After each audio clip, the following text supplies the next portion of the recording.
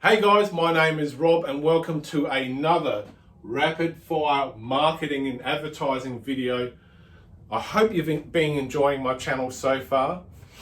So on this particular video, I'm going to be addressing one psychological tactic that you can simply and easily employ into what you're doing. So if you want more sales, more leads, more market share, and you want to take your business to the next level, stay tuned, because this one singular thing could flip everything around for you. So, it's more or less an advertising thing, more so than a marketing thing. So when you're writing your advertising, here is a little secret that I've always employed, and I've been using this since 1998.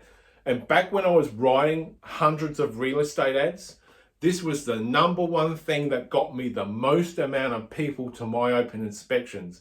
And when I started as a hotshot trainee, I successfully pissed off the most successful person in my sales office when I was at Ray White, and because I was just smashing at every open inspection.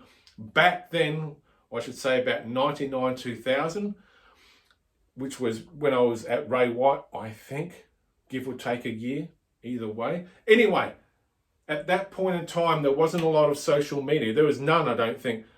We're still using fax machines. We relied heavily on print media. So my advertising, when I wrote it, I had to write it in a way that got people to get in their car, drive to a location, come into my open inspection and come and see me. Very long process. So the way I'd done it was I thought about who I was writing for, as far as the type of person or type of people. And when I positioned the properties that I was selling, I was thinking about who my buyer is. And what I'd done was something quite simple. And here it is. And I don't see it done, and I've not seen it done very often, is advertising must be written in the language of your customer. Excuse me. I'll say that again. Your advertising needs to be written in the language of your customer. Here is what I mean. Find out the slang or language used in your target group of people and use that to appeal to their emotions and to build trust and rapport. Very powerful piece of psychology. I'll say that again. Find out the slang or language used by your target group of people. And if you can find out what that slang language that they use that in your advertising, which will appeal to their emotions and build trust and rapport, because you are speaking and communicating exactly the way they do. For example, if you are selling surfboards, you would go into that market if you didn't know nothing about surfing.